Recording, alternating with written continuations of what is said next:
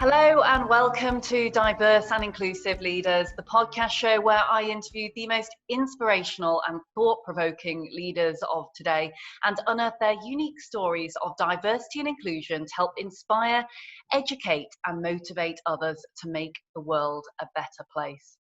Today, I am thrilled to be joined by Harriet Padina. Harriet is the Diversity and Inclusion Community Manager for Siemens in the UK and Ireland. She's had a wealth of experience, not only working for Siemens for over a decade, but also has a Master's in Engineering from Durham University, and then a career across the board within HR roles, talent acquisition, and more latterly, diversity, inclusion, and belonging, which I know Harriet is very passionate about indeed. Welcome to the show, Harriet. Thank you very much. I'm pleased to be here. Thank you very much for joining us. And before we get into the podcast today, Harriet, I wonder whether you could share a little with our listeners about how you came to be where you are today, personally and professionally, and indeed some of perhaps the feelings that you have around COVID-19, which of course it would be remiss for me not to ask. Thank you. So I suppose without realizing, inclusion has been something that has been part of my DNA my whole life. When I was at university, I took on a role in our college as liaison officer, it was called, which the name doesn't give you a clue as to what it was, but basically my role was to integrate our new people into the college, so the first years, and help them find their home. And also it was to organise things for individuals who were coming up for interview and help them to connect with other people just to see if this was going to be the university they wanted to come to. And obviously, as part of that, I really wanted people to see the great place that we had, but I also wanted them to feel like they belonged. And so without realising it, I actually started working on this absolutely ages ago. And then went off and have done a whole bunch of loads of other things before coming back to it. So I think in a way that is sort of, it's kind of inherently in my nature. I think that I'm sort of somebody who wants to make people belong, make people feel that they can give of their best and achieve their potential. But then my career has gone in different directions. I studied engineering, as you mentioned. I'm going to be honest with you. I felt I didn't belong, and not the whole time, of course. I've plenty of fond memories of that time, and I probably many of the skills that I've learned I'm still using today.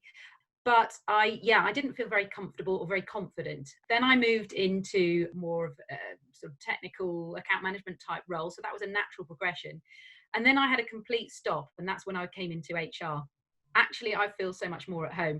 And I don't know whether that is because I always naturally would have been better at this myself, or whether it was just that I had by this point got a few years worth of experience. I had more personal confidence, and therefore I was able to make my mark a little bit more.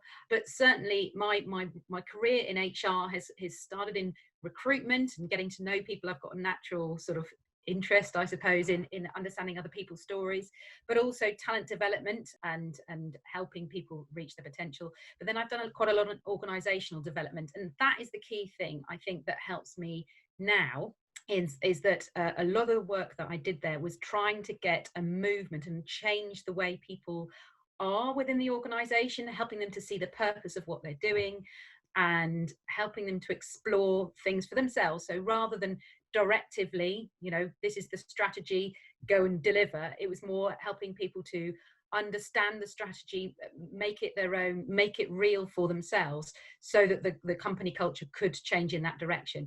So all of that, whilst it sounds like a very unusual career move, going from engineering into all these different things, actually has really helped me, because I'm now sitting here within Siemens, where a large number of the people that are in our organisation are engineers or technical in some form. We have a lot of technical salespeople, and so all of that experience, I think, has helped me with my current diversity and inclusion role.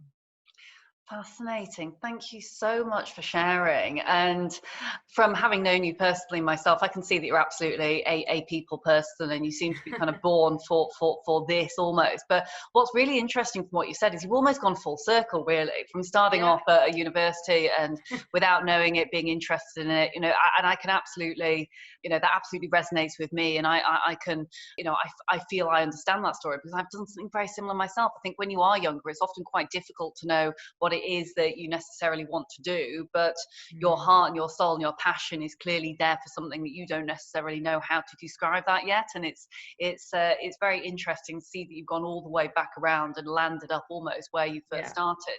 Absolutely. But one small piece that I wanted to ask before we kind of move on to other key facets of D&I, if you don't mind, was actually when you mentioned there that you didn't feel you belonged when it came to engineering and indeed STEM, which the vast majority of us know definitely needs some work and support when it comes to D&IB, and some good things have happened around it where we are looking now at gender diversity within STEM and ethnic minority diversity within STEM. But do you think it was, and forgive me for asking such a personal question, but do you think it was because there were less women, or was it just a general feeling that you got, or you didn't feel that you related to necessarily at that time? I think it's a combination of things. I think I lacked some confidence myself. A lot of the people that go into engineering have been thinking about this ever since they were children, and they've been, that you hear stories about people who sort of pull apart their parents' TV set and things like that, and they put it back together, and maybe they like doing DIY with their dad in the garage and things like that. And I wasn't really a person like that. I was coming at it more from an academic perspective, I suppose. And so then when I started out my career, there were certain jobs that I was given, and then one particularly stands out where I really felt like I was being thrown in at the deep end. And I can remember having conversations with people where they just said to me, when I had new ideas, or can we try this, or shall we try that? It was like, well, that's not the way we do things around here. Or, oh, well, we tried that 10 years ago and it didn't work. And I didn't have the personal confidence to push back on that and say, well, no, you're right, it didn't work 10 years ago, but things have moved on, and have you tried this, and have you tried that? I tended to take it at face value, I suppose, what the person was saying to me, and thinking, oh, well, therefore my opinions aren't as valid, I suppose. And at that point, it was easier for me to leave. It's not a good message. And of course, that has driven me a little bit into the work that I'm doing in Siemens, certainly. Not to say that it's like that now. I'm not in my 20s or my 30s. So, time has moved on. And certainly culture has changed. And there's so much work being done to make the environments more inclusive. So absolutely, I don't think that, I don't like to labour on my personal experiences particularly, but nevertheless, I work in an organisation that doesn't recruit, it doesn't have big turnover. So for us to shift something like the gender pay gap, for example, will take years, because we've got good people who work for our company. Having said that, I've talked to quite a number of our senior leaders in recent weeks actually about this topic, and we have a desire to do that. And I've heard a number of stories where people have said, I have seen the evidence with my own eyes that we're having better conversations, we're being more innovative, we're being more ingenious. So there is a real desire to do something. It's just a question of, not being too hard on ourselves and thinking that, okay, in a year's time, the organisation will look different, and it won't. It just can't, unfortunately. So, real positive steps that are different to my own personal experience, I think. Absolutely. So positive steps, but also being real and realistic at the same time. And I think it's really, whilst you mentioned there, it isn't a good message, it is also clearly something that's really driven you, and the fire in the belly spurred you on to do what it is that you're doing right now. And I think the same is true for many of us who work within the field of diversity and inclusion and belonging, and who are passionate about it, is who've felt that feeling of uncomfort at one point in our career, which I'm sure many people have, many executives. Absolutely. And I think the white middle-aged man has also had those experiences too, and so it's tapping into that as well, because what we don't want is it's only to just be the people who or in some kind of diverse group in some form or other to be joining the conversation. We actually need to tap into the experiences that every person has had and say, you know, this is for you too. You know, how have you felt compromised or lacking in opportunity as well? Because that's when you really get people to join, I think. Absolutely, absolutely. Having those allies, making sure that those individuals are included within the conversation, because ultimately, like you say, there's no point in the converted sitting around preaching to the converted, because we're not going to send out the message any further at all. But what we can do is obviously draw upon those experiences, and what you described earlier, where you perhaps didn't feel you belonged, was actually it's having that diversity of thought. Ultimately, if you stripped everything else back, gender, ethnicity, etc., etc., it's that diversity of thought, and it's having the confidence to be able to kind of put your head above the parapet and to say, look, you know, I don't believe that is right, or do you know what, let's try something new. Because without those diversities of thought, we you know, simply are not going to get the kind of innovation that we so desire, and we will end up with groupthink. And so, you know, and like you say, with the various different groups, the mind and innovation of different mindsets is what we need, regardless of gender, race, etc., religion. And so trying to harness those is absolutely key.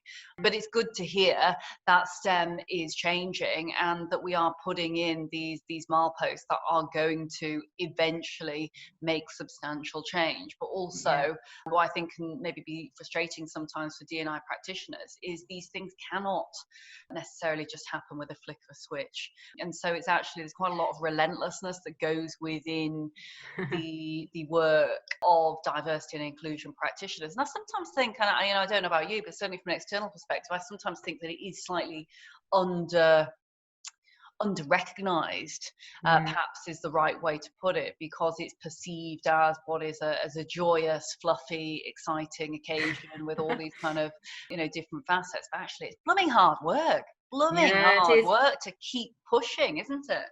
Absolutely, it is. Yeah, you're absolutely right. And I think what makes it quite difficult is that you can take the numbers approach to this, and of course, as an engineering organization, that would be the natural way, would be to absolutely measure the hell out of this. But actually, it isn't something that I don't think it lends itself to that.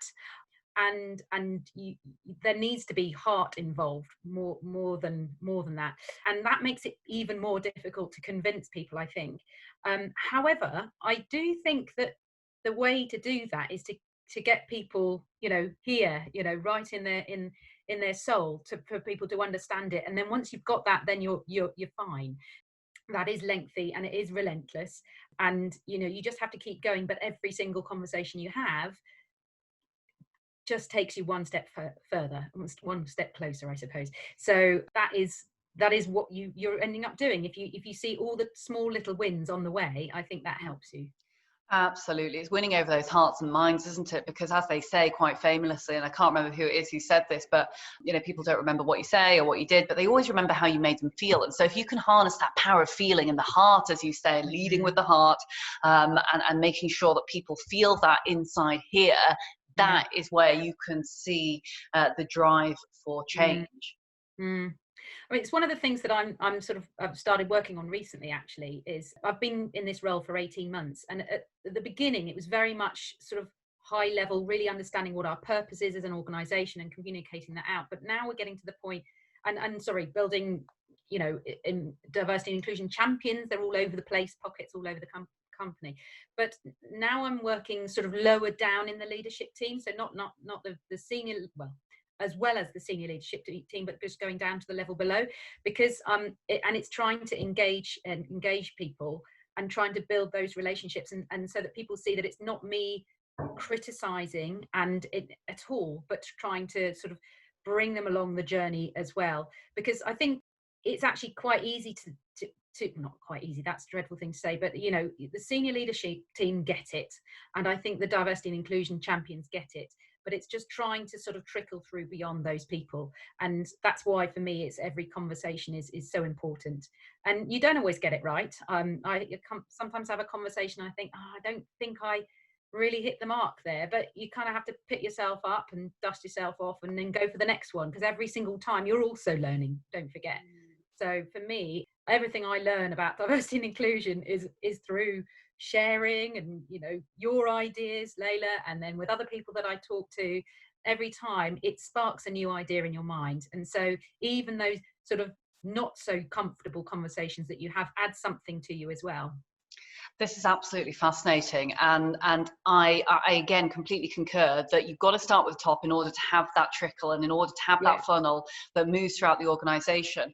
But also, as you quite rightly said, taking people on a journey, because the last thing you want is for the wider organization to think, well, this is just an initiative put in by management, it's lip service. They need to feel it, see it, see it in action and understand why. And obviously that often includes a lot of question asking, a lot of repetition, and a lot of doing that across the entire organization. And just quickly before we move on, for those that are listening in who perhaps haven't, I don't know, maybe not implemented these things, or are in the process of implementing things, you've done a fantastic job when it comes to putting in place these diversity and inclusion champions. So I wonder whether you can just very briefly talk us through kind of that top level strategy, i.e. going from the top and then putting in place diversity champions, then allowing them to funnel through, and then looking now at what is kind of the bottom level of almost the C-suite or the leadership team. So you're basically now populating through the entire pyramid almost. Yeah. So I, being honest with you, didn't have to convince the C-suite in Siemens. Absolutely not. That role, that was done for me. So by the time they had come to the conclusion that they wanted to have this diversity and inclusion community manager role, they were already absolutely convinced. So kudos to all my colleagues who did that piece of work. So here I come along to a very open door, so which is fantastic. But and Siemens have been working on diversity and inclusion for a long time, but mostly through specialists. So people in the talent team and recruitment team, they had been focusing on things. Different people in certain roles. There were pockets of people who were working on building relationships with customers and things. So absolutely weren't starting from a standing start at all. But what we didn't really have is a real feel for the ground. So I just became aware of a few people. Once it had been sort of announced I was doing this, a few people got in touch with me, and it just sort of snowballed from there, building up and up and up. And then I started to look and see where in the organization don't I have any connections, to the point where about December last year, I had about 120 people. Now that's quite a large number of people to try and, congregate as a group. So I'm actually changing it a little bit this year, because I found that, a regular meeting in the diary, you wouldn't get anything like that number of people joining. And it was the same voices. And so I actually had a diversity problem, in that there were some people who were more confident, who were joining and really participating, and then others who were silent and listening, and then I had other people who just weren't joining. So I've had to rethink my way of working with those diversity and inclusion champions. But one of the things we did last year was we had something we called Inclusion Lab. It was just our name for it. And what we did was, it was a one-day semi-virtual event. I have to really focus on doing things virtually, because Siemens is a massively complex organisation with locations up and down the country, with people who are field-based, with people in very small sites, and I did not want it to be exclusive. So the idea was we'd have teams of people in different parts of the organisation who would join Inclusion Lab as a team, and they would have the remit of their own particular sort of business unit or function or something. And then we would, all of them completed, we did this in partnership with WISE, Women in Science and Engineering, and they all completed the WISE 10-step survey, so we're a signatory for that, and to their perspective on how we're doing for D&I. And particularly it was Women in Science and Engineering, although to be honest, I said to them, anything on D&I is fine. And that was a trigger, really. And then the idea was we would share best practice among ourselves about what we're working on, and then each group would come up with a plan. So the beginning of the day was more information giving, then we had a guest speaker, and then at the end of the day it was we gave people something like an hour and a half to come up with their own plan, and then we all shared back. And what's come out of that is, I wouldn't say every single team, but quite a number of the teams have now formed into D&I Champions groups of their own, where they've got their own strategy and their own moving forward. So, some of them are doing internal surveys of their organizations. Some of them have been implementing flexible working, not a policy as such, but a culture of flexibility through doing listening groups and workshops and that sort of thing. And what works brilliantly about that is that then it's real to the people on the ground. It's somebody that they know, so it's not Harriet coming in, this random person turning up, but it's somebody that they know who's got a passion. Normally that person can get the buy-in from the senior leadership team in some way. I do facilitate in some cases, so for example, I went up to a sort of a workshop that they held in one of our Nottingham sites, and we had a few hour workshop, and I sort of helped facilitate that. But then they take all the actions out of that, and that's what's brilliant. And you see, because Siemens is so diverse, it means that it's relevant to the roles that they've got there in that particular location, more than something I can do. So that has been proven to be really, really successful, actually. So the Inclusion Lab was a bit of a trigger. Other parts of the organisation were already doing it.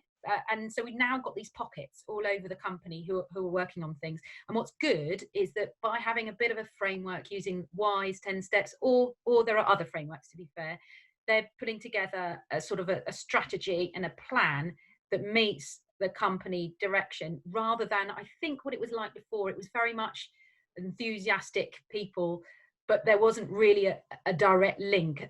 Whereas now those groups are able to really show back to their business, this is the reason why we're doing this. So it's really positive. And what I love about it is that I've learned so much from these things as well. So, I don't own all the information here. I'm so reliant on them too. So yeah, that's been a really good experience. That's absolutely brilliant to hear. It's kind of, as you describe it, the strategy, the framework, no one size fits all, but you've got these pockets and you're harnessing the various different communities, which is quite, aptly named with a community manager kind of title. Yeah. It absolutely makes sense because you're harnessing the power from all these different unique communities within and across STEM, which I can imagine many of the different sites, the different facilities, different groups have all got very different cultures of their own. And it would be absolutely wrong for us and for any business, in fact, to completely, awash the same strategy across the board and expect it will work for everyone. And I think that's where diversity and inclusion and belonging is so unique. You really are harnessing the power of bringing people together, and it's a lot harder than people think. But that is absolutely fantastic to hear, and great as well that that you kind of very modestly kind of throwing it back there and saying, look, actually, this is about everyone else, and great that you had this almost a kind of buy-in to start with, but parachuting you in then to go and put some kind of organization to it's like organized enthusiasm almost, because clearly lots and lots of passionate people everywhere. We need to organize that enthusiasm into its pockets and come together with something that's going to allow it to be sustainable long term, because otherwise, and again, you and I have both probably seen as practitioners, is that the great thing about diversity and inclusion is a lot of people, everyone has got a diversity story, everyone, even if they think they haven't, and you want to harness that enthusiasm before the threat of anything like that diminishing, before you can channel it into the right place.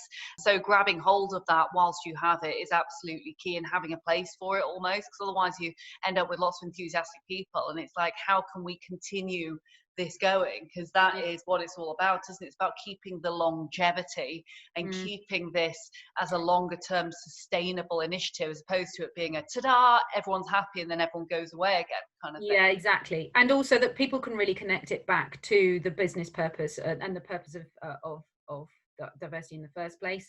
That when you have something like I don't know, we had one during National Inclusion Week a couple of years ago. Somebody organised a speed dating, except not dating obviously, getting to know you type session, and it's quite difficult for a normal employee who's not been involved in this to think, why are we doing this? What is this hoping to achieve?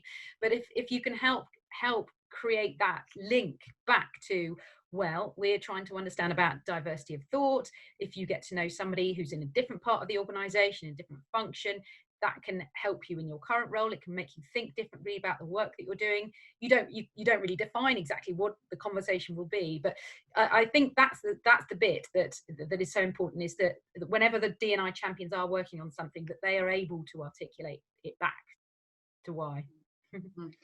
Absolutely. And the more people are talking about these great ideas, the more innovation is coming out of those things. And what you formatively kind of described there is the fact that actually you start off with this particular idea, and then actually that can gradually move into something else, which then in this case happens to be kind of flexibility, as you call it, as a culture, as opposed to flexible working and terming it that specifically. But it can lead the innovation and the conversations. Just getting people talking, I think, is key, because that often then, almost leads into another long list of D&I possibilities to then implement again, and it just keeps going, almost like the domino effect, right? Yeah, it is. Yeah. And I think just on that subject of flexibility and the importance of flexibility when it comes to improving things around STEM, and say, the gender, I was going to say the gender pay gap, but really gender parity, more so. How important are things like that to us, being able to actually look at bringing in talent from other areas who perhaps wouldn't maybe be considered otherwise? You might be in a usual 9-5 kind of scenario. Well, I saw some research recently where an organisation was doing research on gender pay gap data from lots of different companies across the UK, and they were looking at in the sort of the commentary that the companies provided in terms of what they've actually done to move the dial. The thing that came up top in terms of the particular piece of work that companies have implemented, and those are the companies that have had the biggest shift, I suppose, in their, or biggest impact on their gender pay gap, was flexible working. So that was, for me, a real, it's kind of really handy to have the data behind what you inherently know to be true, because you kind of know it deep down, or at least I do, that this will make a big difference. So my personal story is that I've worked part-time in Siemens. I still do work part-time, although I have increased hours as my children have got older. But I'm classic person who goes part-time when they have children, because they want to have that balance. And I think that there are some limitations. A lot of people say there shouldn't be. You should still be able to be in a senior leadership position. But being honest with you, there were things that I put as important to me as a parent that I felt meant that I could not give as much to the company. Now, that doesn't mean to say that I didn't do really great jobs and didn't have challenging roles, but things like traveling and going away for the night and things like that, I did do, but it was limited, and I was more restricted in terms of, like I said, my flexibility. What we have done in the last year, 18 months or so, in Siemens, we've done two things. We've done an inquiry. So we did literally interviewed people, 100 people across the country, all sorts of different roles, men and women. In fact, it was 50-50 men and women, from sort of late 20s right the way through to, we had people in their 60s. So we had a real mix of age and location, etc. And we didn't interview them with questions. We asked them one question, which was, what is your experience of flexible working in Siemens? But then we asked them to create something, an artifact. It was a bit bonkers, really. But what it does is, people don't understand what you mean at first. We provided them with things like pen and papers and Lego and stickers and plasticine and all sorts of things like that.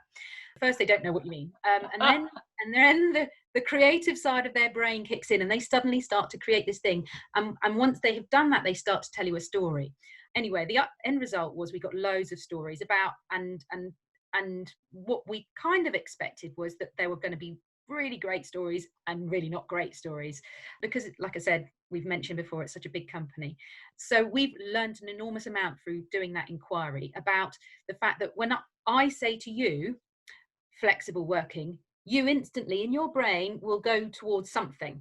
Now, that might be working from home, it might be working part-time, it might be just having the flexibility to choose how you deliver your role in a different way, or even what your role is, adapting it to what you see the purpose of the company and what your purpose is for the company.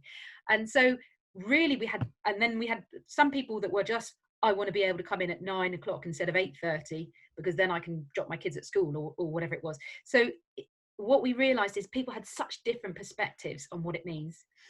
So we've been trying this thing called employee-led flexibility to see what that would mean. And it's basically it's employee-led, it's totally directed by you. So we do not have 6 ways that you can be flexible in Siemens. We say, what do you want? And every person that's been in part of our experimental trial, about 70 people, has done something different. Some, it has been pretty basic stuff, just like I said, shifting an hour later or an hour earlier or something. But quite a lot of people are now doing what we're experiencing now with COVID, which is working from home some of the time, doing a little bit of work, then doing a bit of home, whatever you need to do, whether that is homeschooling kids or taking the dog for a walk or whatever, then doing a bit more work and then coming back. And I think people are beginning to experience what I've been trying to say, which is you're in control, you are trusted. No one is able to look at you right now within the COVID situation. They're not able to look at you and see whether you're working or not. They just don't know. And for me, in my role, that's not new. But for some people, that is new. And it's quite liberating. So what we're trying to do is harness all the great experiences people have got now, and remind them of the positive things, that you are in control of what your job is, as long as you've got a pretty decent idea of what your job is. I think that's important. But once you know that, you deliver it the way you think is best. And for me, getting back to your original question, that opens up all sorts of opportunities. It doesn't just open up opportunities for mothers or other working parents. It also, anybody with any kind of mental health issues or for well-being reasons, not even if you've got a specific issue. Clearly, anybody with some kind of health condition or disability would benefit from this. But also it opens up geographies as well. Why do you have to be based at the Nottingham office to do that role? Do you really have to? Can it mean that it gives people opportunities for development where maybe they're in a fairly small, location where there isn't much chance?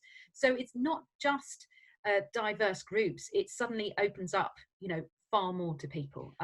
So for me, I think it's absolutely the way forward. And I'm really hoping that we can build on all the positive experiences that we're having right now, because effectively that's what we've been experimenting within Siemens.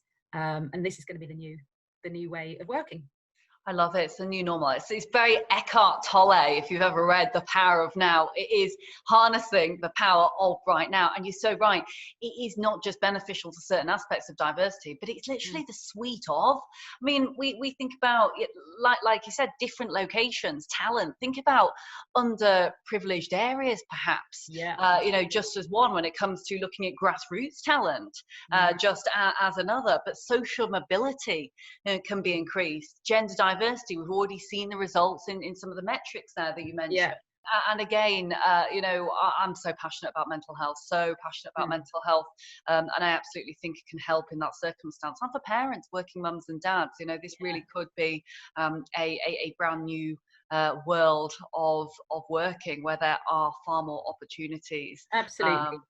And you don't feel like you have to choose, I'm going to work full-time and can't therefore be the parent that I want to be, or part-time, take a massive salary cut and possibly limit the opportunities that I have. You can actually flex the two things because you're in control. And I think that is the big difference. Absolutely. Giving people options.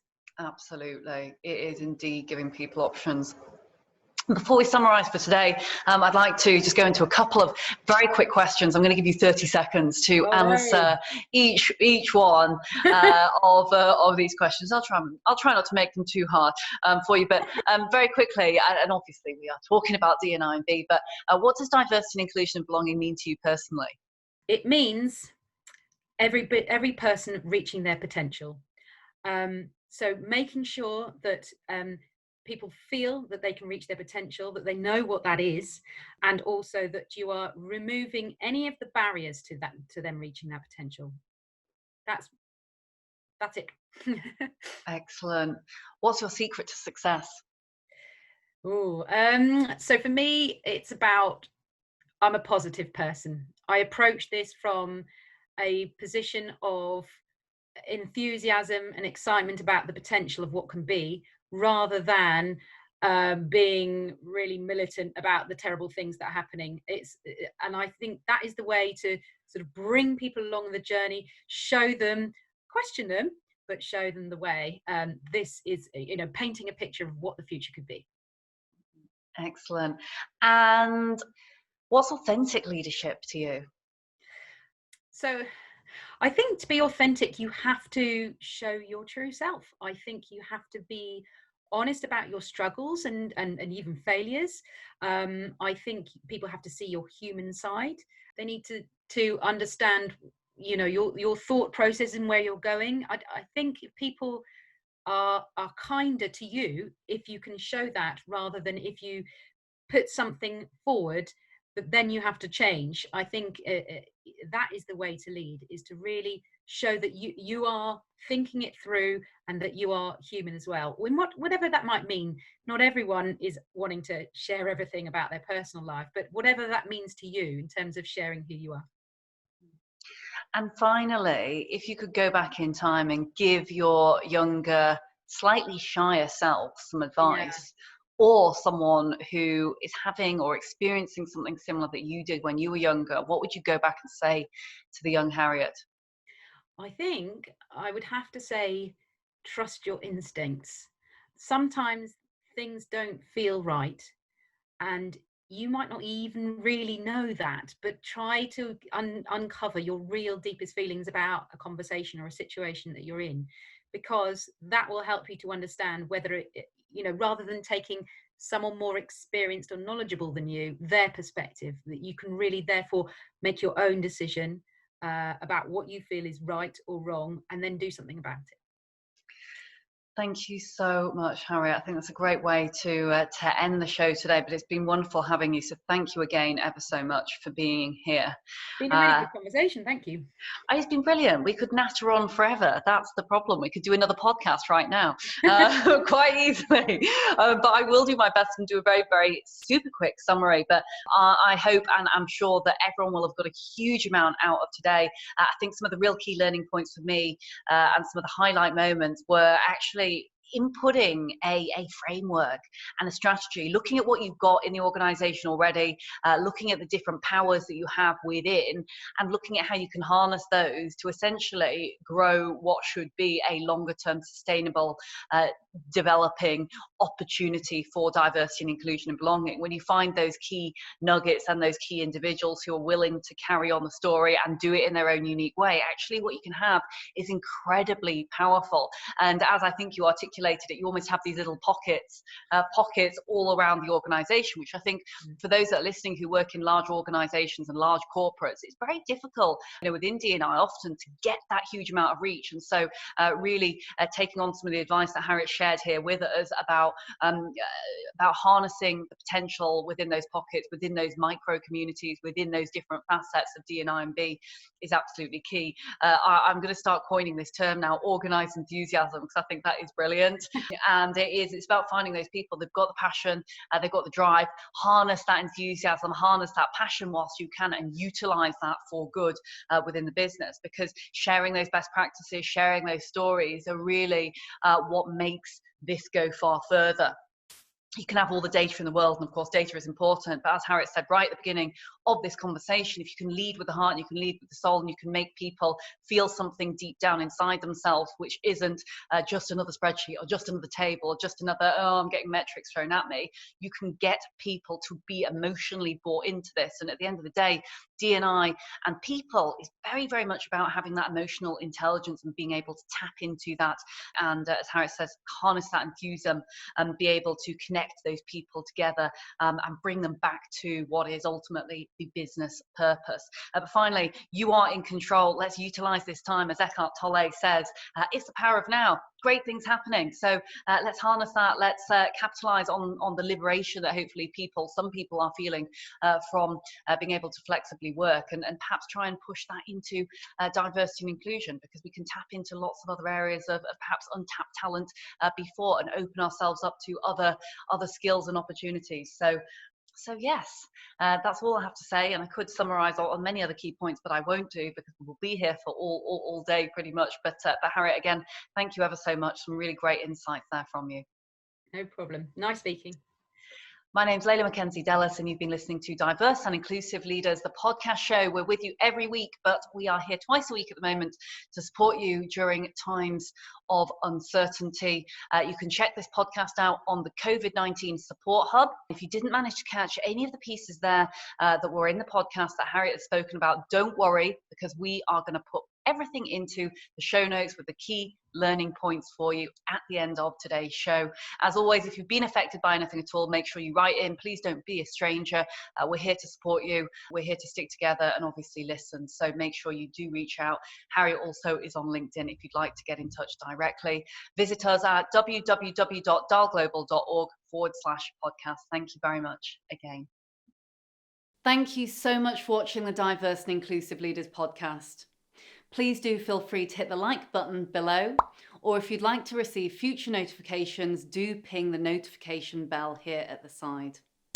If you're interested in the audio version only, you can find it on the following streaming platforms. Any extra info and descriptions will be in the links below. Look forward to seeing you soon.